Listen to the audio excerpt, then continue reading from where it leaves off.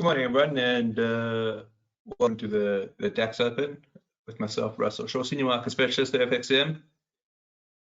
My email address, rshaw@fxcm.com. Today is Tuesday, it's the 21st of December 2021.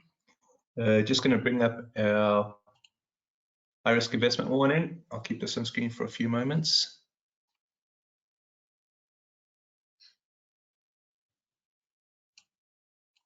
And just our commentaries disclaimer.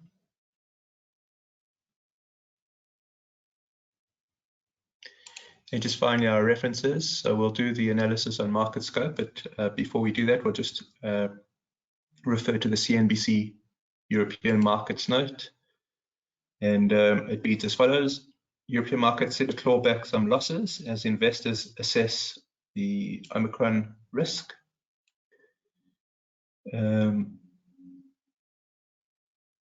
European shares look set to grab the baton from their counterparts in Asia Pacific, where a bounce back for Japanese markets led broad regional gains overnight. Stateside, stock futures are also pointing to a higher open after Monday's sell-off as Omicron spread. Where did that go? As Omicron spread and the potential for further containment measures dented risk assets.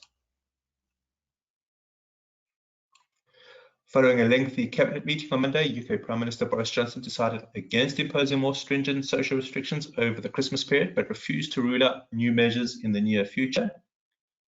Moderna announced Monday that the booster dose of its COVID-19 vaccine has shown itself to be effective against the Omicron variant in laboratory testing. Meanwhile, the European Union has approved the use of Novavax's vaccine in people aged 18 or over, making it the 5th shot available for use within the bloc. Central bank policymakers also continue to assess the outlook for inflation, and ECB Vice President Luis de Guindos, I hope I pronounced that right, conceded Monday that spiking inflation in the Eurozone will not be as temporary as the ECB first expected. And I think that's quite interesting because it seems that inflation is here to stay, and given the sort of global nature of markets, it doesn't make sense for one region to have a sustained inflation and another region just to have a transitory, temporary. So we just want to keep an eye on that. On the data front, a flash Eurozone consumer confidence reading for December is due at 3 p.m. London time. All right, let's take a look at the chart of the DAX.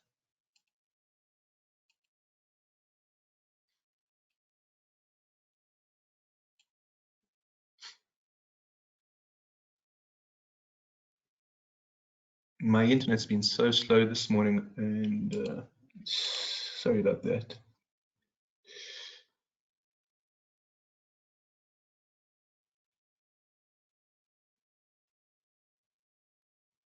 I'll give it another few seconds, and otherwise we'll switch to trading view. Oh, here's the weekly. Okay, I beg your pardon. All right, let's go through to the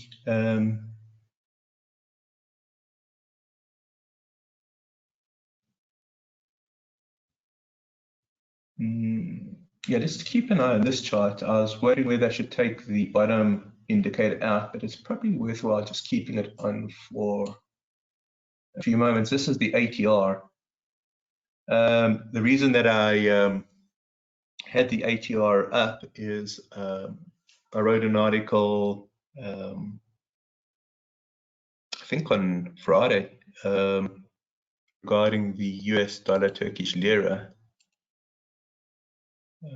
And I just wanted to see the volatility with the Turkish lira, and so forget about the price. Forget about the price. Just take a look at the ATR, and this is I believe it's a 5-week ATR. Let me just double check. Yeah, it's a 5-week ATR, and I mean this volatility here is incredible. I don't think I've ever seen anything like this. you know, it's crazy. All right, so that's why it's there. But I just want to taking a look before we get into the actual chart analysis. I can see that the average true range is starting to pick up slightly, which is interesting, isn't it? So we'll just perhaps keep an eye on that. I'll take it out now. Just bearing in mind that volatility is seemingly increasing here. Let's take that out. Okay.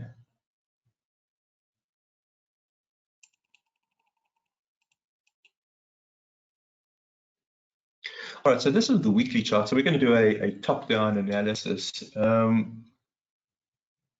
Difficult price action over the last few weeks, starting off the way going back to this week over here, which is the weekly candlestick of the 20th of November, and the catalyst for that sell down, the catalyst for the sell down is the emergence of the Omicron variant. Okay, so the way that our candlesticks work is instead of taking it to the Friday, they take it to the Saturday. The 20th is a Saturday, so it would be the actual sell down was on the 19th of November. That's when the Omicron variant effectively became a headline, and we've just got difficult price action since then. We do have this support underneath us, which has held the bears. But I mean, it's held the bears. Support is where price stops going down, right? That's where price stops going down. So that's, and you can see it's a fairly common level that the market pays attention to once, twice, 3 times, with sort of little spot in between. Let's just talk about this candle first, going back 4 weeks. And this is the first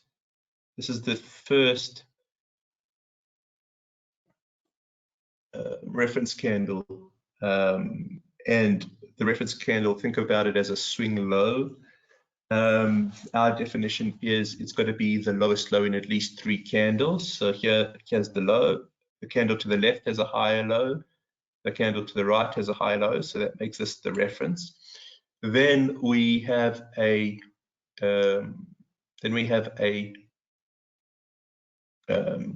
candle over here, price taking out the reference candles high and closing above it. So we've effectively got our 3 conditions, which is what's needed for a swing. It doesn't guarantee a swing, but without it, you won't get the swing. So the fact is we've got those 3 conditions. But once we had that bullish follow through here, for this candle, it evaporated very notably, and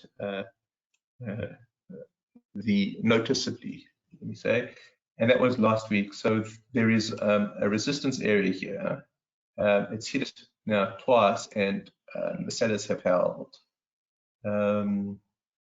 Last week's candle was not a good candle. It was a inside candle. An inside candle means it's completely within the previous candle's range. In other words, the bulls didn't really have the fortitude to take price up, but the bears didn't do that much damage either. So there's a lot of uncertainty in this candle, which is last week's candle. And that, of course, brings us to this week's candle, which is a very interesting candle, considering it's only Tuesday. I think the markets are closed this Friday. I'll double check. They closed on the state side. I'll just check. European, but the idea here is there was a very big sell down until the low for this week was hit. When we hit this week's low, and again, just to reiterate, we've only had one trading day, one European trading session. That's where the bears lose control and the bulls take over. This is going to be an interesting candle for us to keep an eye on, because what we may have here is the actual swing developing, and I emphasize the word may because we don't know. There's no givens, there's only probability. So we know that we've got the swing low here. We've got our three conditions entrenched. So we may get something like this, okay? 1, 2, 2, 3, and then maybe the next 1, 2. So that's what I'm looking for. Whether it plays out that way remains to be seen. We don't know, but this is still the active swing. After next week, and it's a bit difficult because of we're in the midst of the holiday season, so there's liquidity issues which may kind of influence the chart overall. Nevertheless, this could be another swing. This could be another swing low here, right? Which would give credibility to the 1, 2, 2, 3, 1, 2.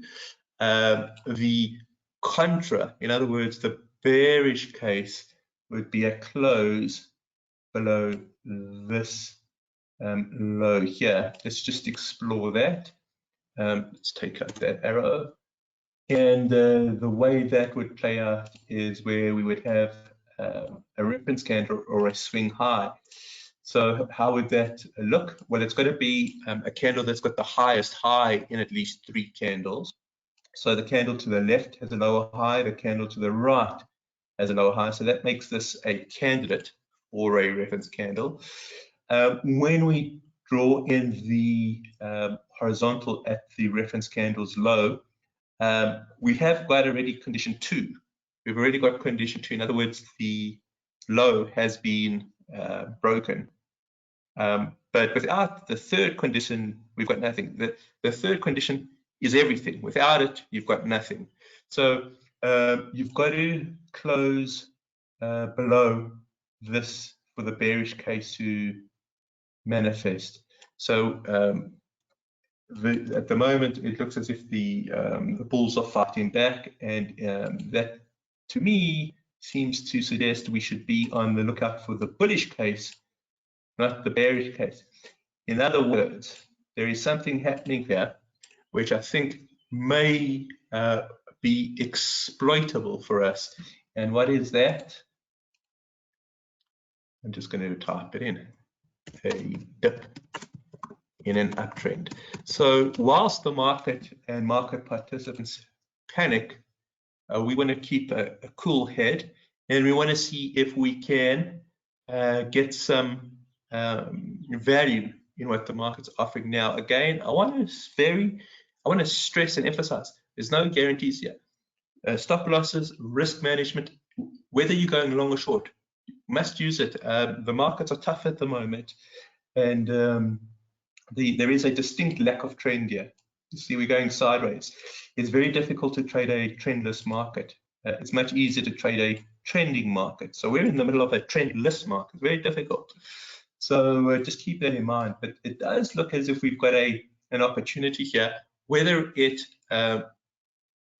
actually manifests or not is going to be very interesting. So just keep an eye on that. And next week's candle, I think, is going to be important in terms of the bullish scenario, because that could confirm a second bullish swing low, okay, which would be price closing above this week's high. At the moment, it's over here. It doesn't. Remember, this is an open candle. It's not. It hasn't closed yet. Let me not open. It's not a good idea to use the word open candle. Let's call it an active candle. And the reason it's not a good idea to call it an open candle, because some candlestick analysts call a bullish candle an open candle, and some call a bearish candlestick a closed candle. So we won't use open close, we'll just call it active. Okay, it's not an active candle. So keep that. Hey, KD, no worries. Pleasure to have you on, and thank you for joining. So, KD, I'll put this on the Insights page if you want to catch up. So just log into Insights if you don't have that, just shoot me an email. I'll send you the link. All right, let's go through to our daily chart. And here we're using our zone analysis. I'm just bringing up the daily. So we've just hit the top of the hour. So the cash market now and the DAX is open. So there's a little bit of a lag here. Just give me a moment.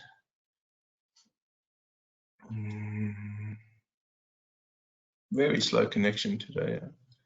Terribly sorry. Okay. So this is our zone analysis. Now let's get rid of all the line studies and start from the beginning, because the actual shape of this, I think, has changed remarkably since we looked at it last together. All right. So you can see yesterday's candle is a very nerve-wracking candle. So let's just talk about that. So yesterday's candle. And you can see there was a huge sell down here. But again, just to reiterate the point, the bears lost control. The bears lost control at the low. And yesterday candled firmly with the bulls in control. Very important for us to understand that on the daily, the day ended with the bulls in control. Let me just explain the setup here. Let me bring up Microsoft Paint.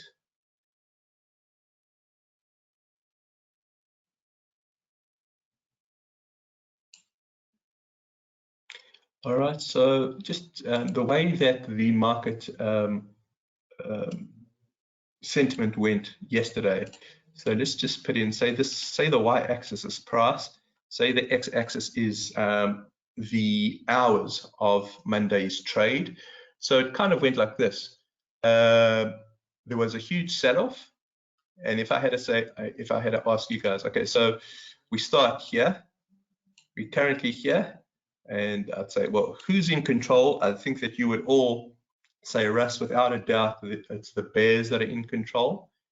But then what happens is, if this is the low for the day, we actually get a sort of a spark like this. It doesn't quite take out the open, but we close sort of slightly down.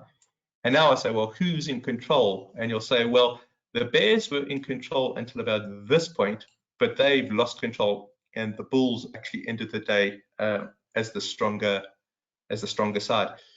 So that being the case, we want to see now if they have the fortitude to carry on with this kind of assault on the bears. So if we go back here, you can see that today's trade, I think, is going to be important in that type of scenario. The key for us here is to close above yesterday's high. So again, we've got 2 out of the 3 conditions, don't we? We've got the lowest low, we've got the candle taking out the reference candle's high, but do we actually close above it? And if we close above it, that would be bullish. Yeah, Katie says it's selling off there. We're going to get to the hourly in a moment. We'll get to the hourly in a moment. So that would be the bullish case, in that we need to get a close above yesterday's high. The contra, okay, because now we're at a very, I think, fragile. You can see we're in a fragile market because we're on the border of zone 2 and zone 3. The contra that we need to look out for would be as follows. So it looks as if today's candle is making a potential swing high. We won't know until end of trade tomorrow, but let's just say that this is how the candle ends today. Then if there is a close below today's candle, if there's a close below its low, then there's a bearish case to be made. So you can see we're in a difficult market. So I reiterate the use of stop losses and money management. In this regard, just by the way, we did do a terrific series a couple of months back on developing a trading plan. I can't remember how many there were, but I think there's about 8 or 9, and each one's about an hour and a half. So we put together a tremendous series. If anybody needs access to that, you should just send me an email, and I'll send you links to that. But there's a big emphasis on risk management and stop losses, and we tackle some really cool and fairly advanced techniques in terms of money management. I want to go down to the hourly now, because clearly you can see there is some weakness that seems to be manifesting. If we take a look at today's candle, without even going down to the hourly, I can see there's a selling tail there. So, you know, what does that mean for the bullish case, and what does that mean for the bearish case? But let's go down to the hourly. Let's get rid of all the line studies here.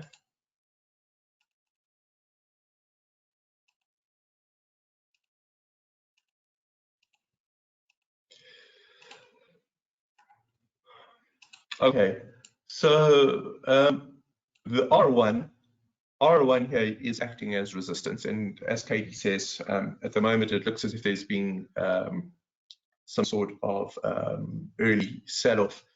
I would hesitate really to you know, use the first few moments of the DAX Open for our directional bias. We definitely could have a weak day, absolutely. I think that we just need to be cognizant of the fact that, you know, the first 15 minutes are very, very difficult to gauge market direction. There's a lot of algos that just kick in. There's a lot of limit orders that kick in, and once that kind of clears up, I think it would be easier for us to see which way the market is tending to move. We'll try to do it as objectively as possible. So clearly, red candles down. Well, then we're having a down day, but a crossover of the EMAs downwards, and if the stochastic drops out of 80, then I would suggest that yes, it does look weak. It looks as if the momentum is increasing to the downside, and well, that would be you know, an argument against the bullish case and an argument for the bearish case.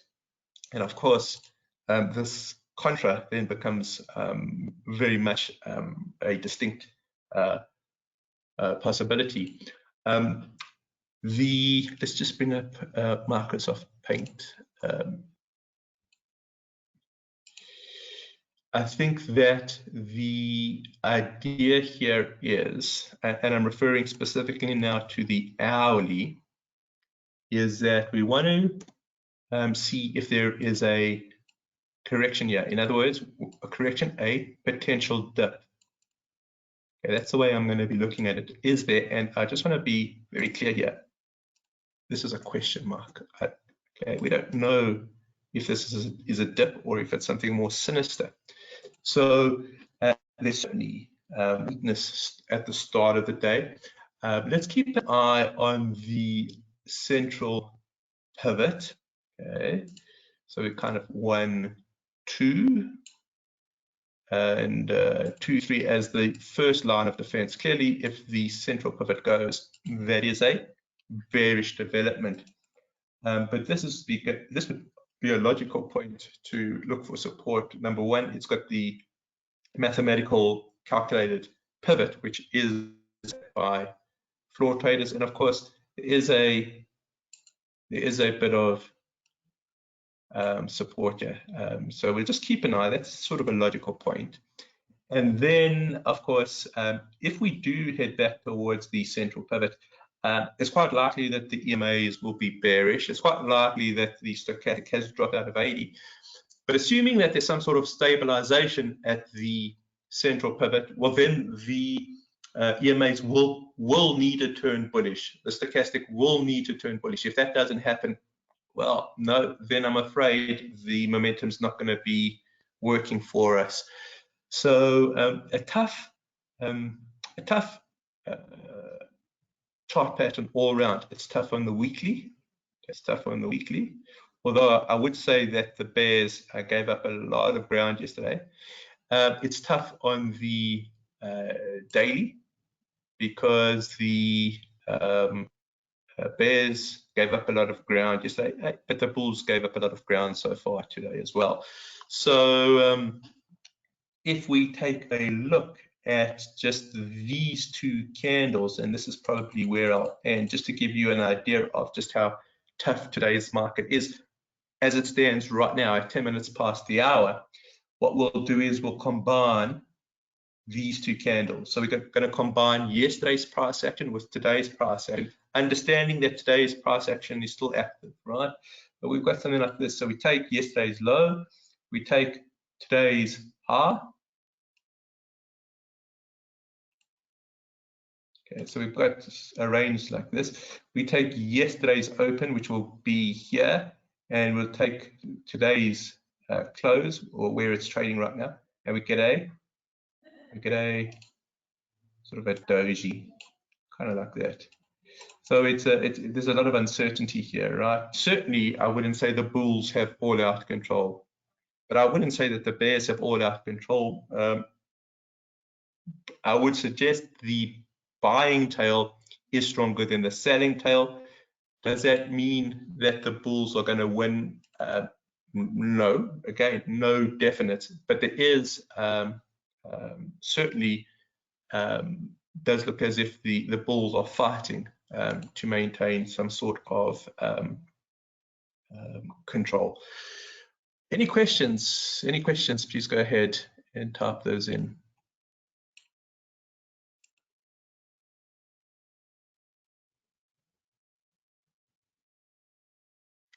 All right, nothing. So we'll conclude here. I want to thank everyone for joining me so early in the morning, and I look forward to speaking with you again. Thanks very much, guys.